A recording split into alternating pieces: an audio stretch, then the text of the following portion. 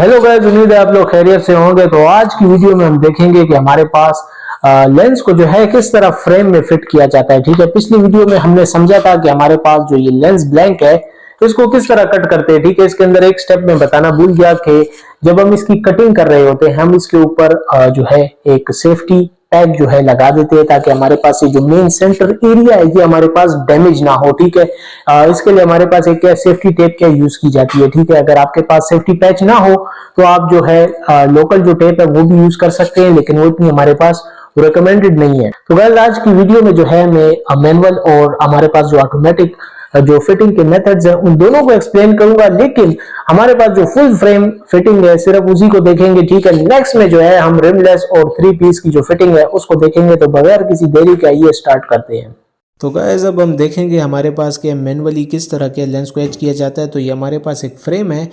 इस फ्रेम का जो है मेरे क्या ये स्क्रूज़ वगैरह जो है इसके लूज़ कर दिए हैं। ठीक है, जिस तरह मैंने आपको फ्रेम की वीडियो में बताया था कि इसके स्क्रूज़ को जो है फर्स्ट ऑफ ऑल हमें लूज़ करना होता है। ठीक है, स्क्रूज़ एक बार हमारे पास इसके लूज़ हो जाएँ, ठीक है, उसके बाद हमने जो अपना जो लेंस है वो कट किया होता है और उसको जो है हमने फिट करना होता है। ये ऊपर मैंने क्या वाटर की क्या बास्केट क्या सेट की है। वाटर बहुत ज़रूरी है। ठीक है, जब भी हम इसकी क्या फिटिंग कर रहे होते हैं ताकि हमारे पास जो है लेंस जो है एकदम से क्रैक ना हो जाए। ठीक है, उसके बाद जो है आप ये टेक्निक मेरी क्या चेक कर सकते हैं। ठीक है, किस तरह के लेंस को फिट किया जा रहा है। ठीक है, यहाँ पे अब आखिर में क्या है लेंस को एक रीटच देना होता है। ठीक है, एक फाइनल टच जो है लेंस को देना होता है। उसके बाद इसके बेवल बनाने होते हैं। ठीक है, यानी हमारे पास इसको फ्रेम में फिट करने के लिए हमारे पास एक लास्ट जो है इसके अंदर जो है ना पोर्शन हमने क्या फिट करना होता है। ठीक है, ताकि हमारे पास ये इजीली जो है फिट हो जाए। ठीक है, अब आप देख सकते हैं कि ये हमारे पास इजीली क्या फिट हो गया। इसी तरह हमने दूसरी जो है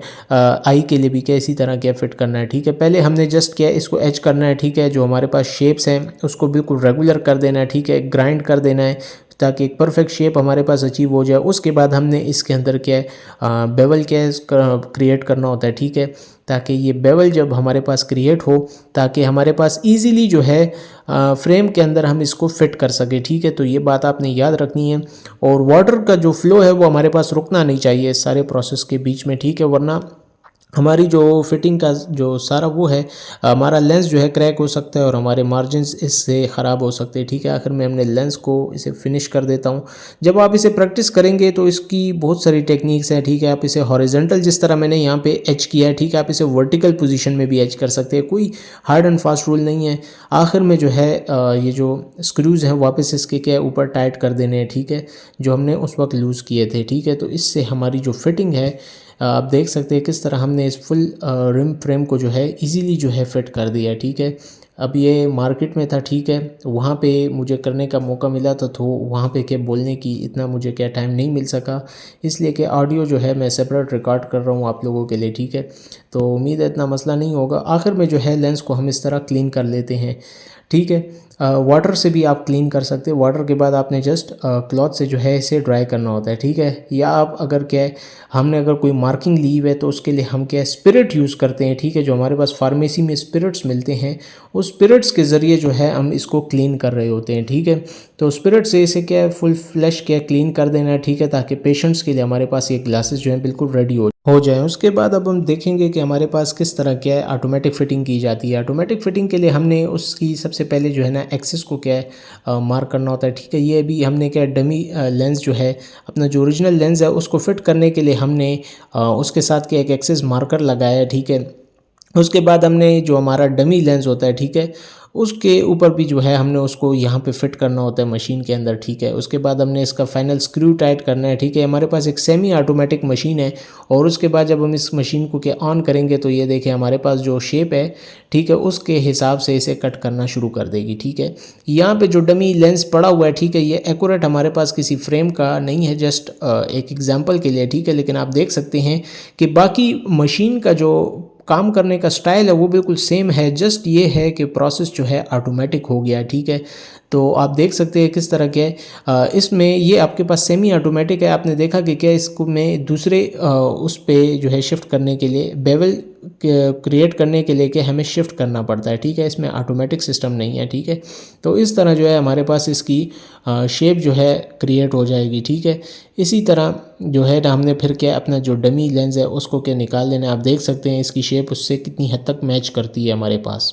अब हमारे पास फुल ऑटोमेटिक एजर है, ठीक है। इसके लिए हमने वही हमारा फर्स्ट स्टेप है, ठीक है। हमने जो है डमी लेंस को निकाल लेना है, ठीक है, फ्रेम से, ठीक है। या जो हमारे पास पैटर्न होता है उसको हमने यहाँ पे उसके अंदर क्या एक्सेस को क्या पहले जो है सेट करना होता है, ठीक है। इसके अंदर हम क्या ड्रिल करते हैं बेसिकली, ठीक है। तो इसको जो है हमने एग्जैक्ट एक पोजीशन में क्या होल्ड कर देना होता है, ठीक है। उसके बाद हमने इसके अंदर ड्रिल करनी है। ड्रिल हमने अचानक से नहीं करनी, ठीक है। फर्स्ट हमने उसको हल्का सा प्रेशर देना, उसके बाद हमने जो है उसके अंदर जो है ड्रिल करनी है, ताकि हमारे पास जो पैटर्न है वो ख़राब ना हो, वो हमारे पास टूटे नहीं, ठीक है। एक जब हमारे पास क्या ये बन गया उसके बाद हमने इसकी जो है ज़रा सी एक्सेस क्या रिफाइनमेंट करनी होती है, ठीक है। हमने जो लेंस है वो जो है इसके ऊपर रखना होता है, ठीक है, इस डमी पैटर्न के ऊपर, ताकि हमारे पास एक एग्जैक्ट पोजीशन जो है हमारे पास अटेन हो जाए, ठीक है। ये एग्जैक्ट पोजीशन जब अटेन हो जाए तो जिस तरह हम उस मैनुअल में कर रहे थे वहाँ पे भी हमने ग्रिपर लगाया था, यहाँ पे भी हम ये ग्रिपर जो है अपना ये अपने लेंस के ऊपर लगा देंगे, ठीक है, ताकि हमारे पास लेंस एग्जैक्ट पोजीशन में सही तरीके से क्या फिट हो। क्योंकि जिस तरह की हम डायरेक्शंस इसे देंगे उसी तरह हमारे पास अल्टीमेटली ये फिट करेगा। अब बटन प्रेस करते ही कि हमारे पास ग्रिपर वहाँ पे फिट हो गया है। अब हमने अपना लेंस वहाँ पे लगा दिया। अब इसी तरह हमने डमी को भी जो है सेकंड पोजीशन में क्या प्लेस करना है, ठीक है। डमी के साथ हमारे पास एक इसका ये सेफ्टी पैच भी आएगा, ठीक है, ताकि हमारे पास डमी लेंस क्या टूटे नहीं, ठीक है। ये हमने क्या है इधर लगा देना है और इसके बाद का हमने फाइनल स्क्रू भी क्या है इसके ऊपर लगा देना है, ठीक है। उसके बाद जो है ये टाइट हो जाए उसके बाद क्या इसके अंदर की कुछ बेसिक फिटिंग्स होती हैं, ठीक है, कुछ बेसिक सेटिंग्स होती हैं, ठीक है। जिस तरह ये आप देख सकते हैं कि क्या है हमारे पास मोड क्या है, इसका मोड सिलेक्ट हो रहा है, ठीक है। मोड हमने क्या उसका सिलेक्ट कर देना है, ठीक है, कि पॉलिशिंग उस पर रखना है या हमने सिंपल उस पर रखना है। इसी तरह हमने क्या लेंस का जो है वो चेक करना है कि हमने उसका उसमें एज रखना है, ठीक है, प्लेन रखना है, क्या करना है, बेवल रखना है। ये चीज़ें कि हमने यहाँ से डिसाइड कर ली। अब ये जो रेड मार्किंग्स जो लगी हुई 1 ये हमने जो है 0 पे रखना होता है, ताकि एग्जैक्ट फिटिंग आपके पास डमी लेंस के हिसाब से आए। और उसके बाद हमने स्टार्ट का बटन जैसे ही प्रेस किया, ठीक है, ऊपर से ये देख सकते हैं एक शील्ड भी है इसके ऊपर जो इन्होंने अभी हटाई है, ठीक है। इसको हटाने से ये फ़ायदा होता है कि जो है आप दिखा अच्छी तरह सकते हैं, लेकिन इसको इसके ऊपर इसलिए रखना चाहिए ताकि लेंस के हमारे पास जो पार्टिकल्स हैं वो हमारे आंखों की तरफ उछले नहीं, ठीक है। और एक सेफ्टी ग्लासेस भी इस टाइम पे हमें पहनने चाहिए, ठीक है। अब देखिए यहाँ पे भी क्या है मैकेनिज़्म सेम है। वाटर जो है हमारे पास कंटिन्यूस रिलीज़ हो रहा है, ठीक है। ये मैकेनिज़्म फुली ऑटोमेटिक होता है, इसमें इतना कुछ समझाने का नहीं होता। ये अब आप देख सकते हैं इसमें बेवल क्रिएट हो रहा है, ठीक है। तो ये बेवल इसलिए क्रिएट हो रहा है ताकि हमारे पास फ्रेम के अंदर ये फिट इजीली हो सके और फ्रेम हमारे पास फिटिंग के वक्त टूटे नहीं, ठीक है।